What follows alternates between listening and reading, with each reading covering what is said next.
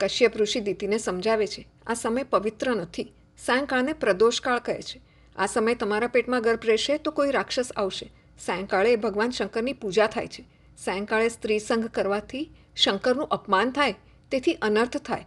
સાયંકાળે દેવ ઋષિઓ શિવજીની પૂજા કરે છે. બ્રહ્માદિ દેવો પણ શિવજીની મર્યાદાનો ભંગ કરતા નથી. આ સમયે શિવજી તમને જુએ તો આપણને સજા કરે.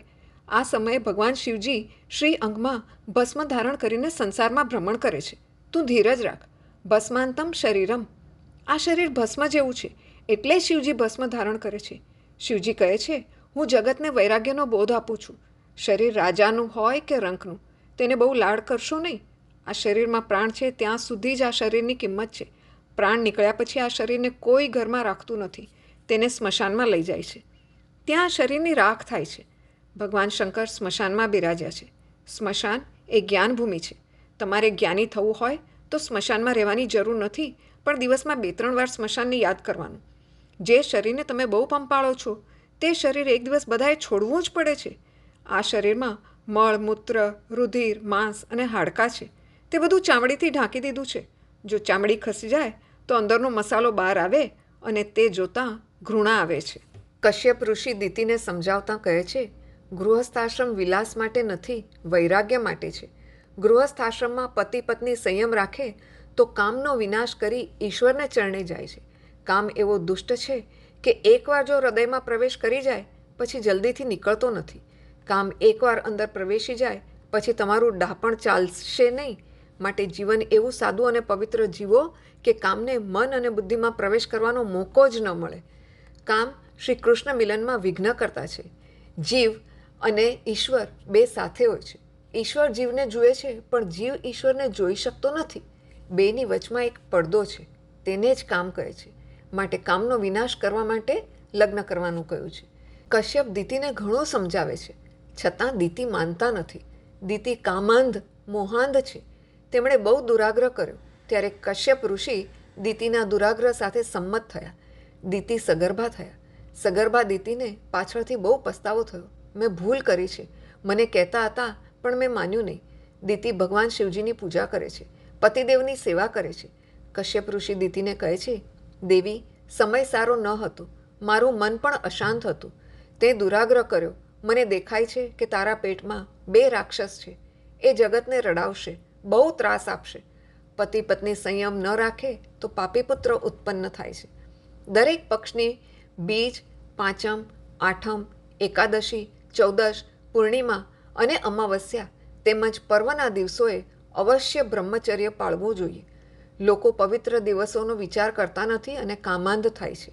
તેથી પાપી પ્રજા ઉત્પન્ન થાય છે. લોકો કહે છે કે કાળ બગડ્યો છે એટલે પાપી પ્રજા ઉત્પન્ન થાય છે. કાળ તો થોડો બગડ્યો છે, પણ વિશેષ તો માણસનું કાળજું બગડ્યું છે. દિતિ કશ્યપ ઋષિની વાત સાંભળી ગભરાયા. કશ્યપ ઋષિ આગળ કહ્યું, તારા પેટમાં રહેલા 2 રાક્ષસો જગતને બહુ ત્રાસ આપશે. ત્યારે પરમાત્મા પ્રગટ થશે અને તારા બાળકોને મારશે.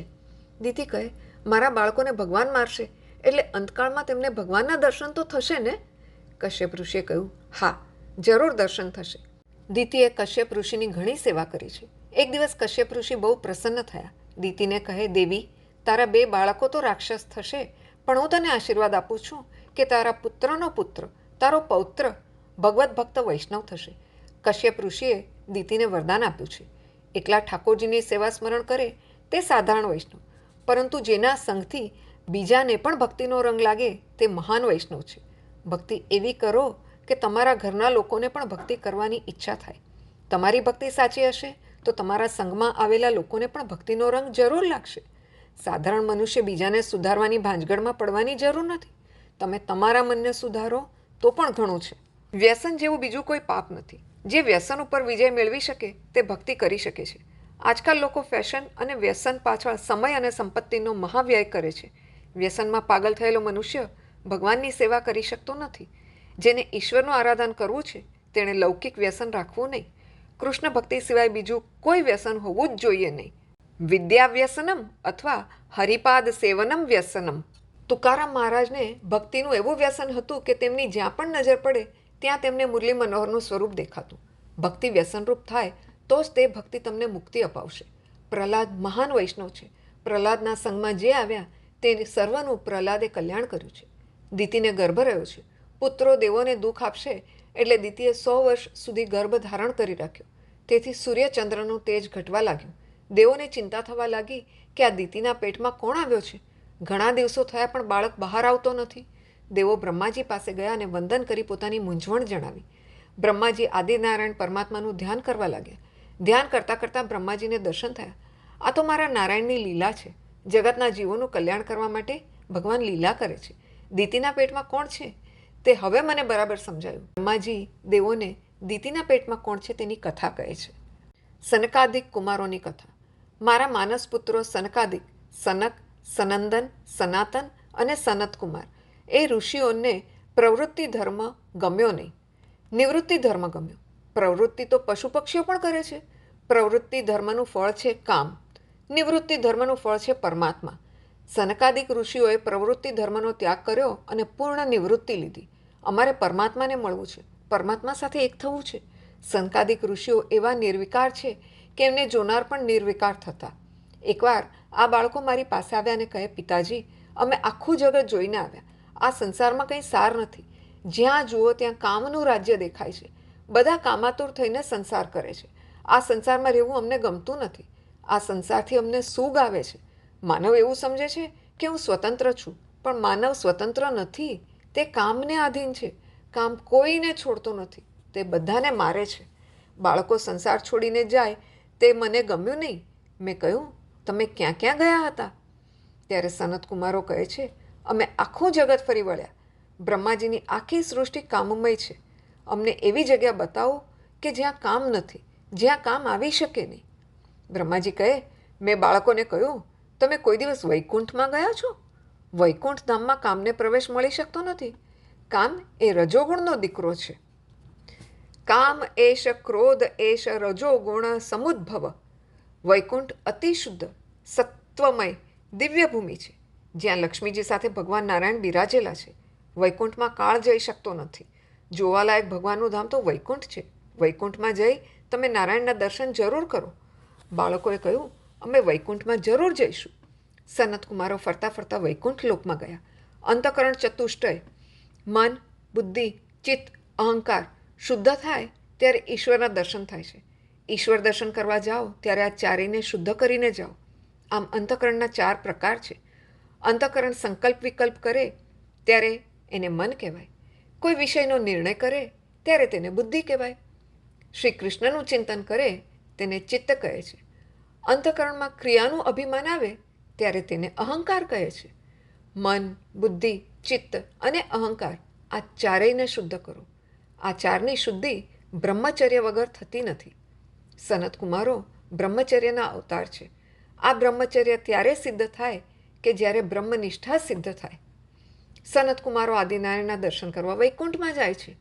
વૈકુંઠના વૃક્ષો દિવ્ય છે, પુષ્પો પણ દિવ્ય છે. 6 ઋષિઓ સખી બનીને નિત્ય સેવા કરે છે. 7 મોટા મોટા કોટ છે. તે કોટને ઓળંગીને જવું પડે છે. દક્ષિણમાં રંગનાથનું મંદિર છે. આ મંદિર વૈકુંઠના વર્ણનને અનુસરીને બનાવવામાં આવ્યું છે. અલૌકિક વૈકુંઠ ધામના આ સનતકુમારોને દર્શન થાય છે. અહીં ભમરાઓ પણ પ્રેમથી ઈશ્વરના ગુણગાન ગાતા હોય તેવું લાગે છે. વૈકુંઠના એક એક દ્વારમાં 2 પાર્ષદોનો પહેરો છે. પાર્ષદો પણ ભગવાન જેવા ચતુર્ભુજ અને દાસીઓ લક્ષ્મીજી જેવી લાગે છે. ઈશ્વર જ્યારે આપે છે ત્યારે આપવામાં સંકોચ કરતો નથી. ભગવાન આપે છે ત્યારે લેનારો થાકી જાય છે. મનુષ્ય મેળવીને કેટલું મેળવવાનો હતો? ઈશ્વરના દરબારમાં વિષમતા નથી. વૈકુંઠમાં ભગવાન બધાને એક સરખો આનંદ આપે છે. ઘરમાં વિષમતા ન કરો. વ્યવહારમાં તો વિષમતા કરવી પડે છે. વ્યવહારમાં ભલે વિષમતા કરો, પણ ભોજનમાં કોઈ દિવસ વિષમતા કરવી નહીં. કેટલાક ઘરમાં 2-3 પ્રકારના ચોખા રાખે. નોકર માટે જુદા, બ્રાહ્મણ માટે જુદા, શેઠ માટે જુદા. શેઠને માટે તો દિલ્હીથી ચોખા મંગાવે. જે માલિક ખાય તે નોકર ખાય, જે નોકર ખાય તે માલિક ખાય. આપણા શાસ્ત્રમાં લખ્યું છે કે ભોજનમાં વિષમતા કરે તેને બીજા જન્મમાં સંગ્રહણી રોગ થાય છે. કેટલીક માતાઓ પીરસવામાં બહુ હોશિયાર હોય છે. રસોડામાં જ નક્કી કરી લે છે કે આ રોટલી કોને આપવી. ખાસ પોતાનો હોય તેને ગરમા ગરમ રોટલી આપે છે. તે રોટલીને વધારે ઘી ચોપડે છે. અરે પેટમાં ગયા પછી બધું વિષ્ટાત થવાનું છે. ભોજનમાં જરાય વિષમતા ન રાખો. બધાને સરખું આપો. વિષમતાથી વેરની ઉત્પત્તિ થાય છે. વૈકુંઠમાં વિષમતા નથી. સનતકુમારો વૈકુંઠમાં લક્ષ્મીનારાયણના દર્શનની તીવ્ર ઈચ્છાથી દોડતા જાય છે. સંતો ભગવાનના દર્શન માટે દોડે છે. તમે ભલે દોડો નહીં, પણ એ દિશામાં રોજ થોડું ચાલો તો ખરા. ધીરે ધીરે ભક્તિ વધારજો. મારે આ જન્મમાં ભગવાનના દર્શન કરવા છે, મારે ભગવાનને ચરણે જવું છે. ભક્તિમાં સંતોષ માનશો નહીં, ભોગમાં સંતોષ માનો. સુખદેવજી મહારાજ કથા કરતા નથી, લક્ષ્મીનારાયણના દર્શન કરતાં કરતાં બોલે છે. વૈકુંઠમાં લક્ષ્મીજી બહુ સાવધાન થઈને સેવા કરે છે. અનેક દાસીઓ છે, અનેક નોકરો છે, પણ લક્ષ્મીજીને બેસી રહેવું ગમતું નથી. એમને તો શ્રી નારાયણની સેવામાં આનંદ આવે છે. સેવા પ્રેમથી કરો તો હૃદય પીગળેલું રહે. સેવામાં થાક લાગે નહીં અને સેવામાં બહુ આનંદ આવે. એકલી સેવા નહીં, પણ કોઈ પણ કામ તમે પ્રેમથી કરો તો થાક લાગશે નહીં. પ્રતિબિંબને જોતાં બિંબનો મોહ થાય છે, તો બિંબને જોતાં કેટલો આનંદ થાય. વૈષ્ણવો ભાગ્યશાળી છે કે તેઓ કૃષ્ણરૂપ બિંબને જોઈ શકે છે. ભગવાન પોતાનું બિંબ જોઈ શકતા નથી. કનૈયો દર્પણમાં પોતાનું પ્રતિબિંબ જુએ છે. યશોદામાને કહે છે, માં, આ બાળક બહુ સુંદર છે, મારે આ બાળક સાથે રમવું છે. યશોદાજી સમજાવે છે કે આ બાળક જુદો નથી, એ તો તારું પ્રતિબિંબ છે. પોતાના પ્રતિબિંબના દર્શન કરતાં ભગવાન પણ ભૂલે તો ગોપીઓ એ કૃષ્ણબિંબના દર્શન કરતાં ભાન ભૂલે, એમાં શી નવાઈ છે.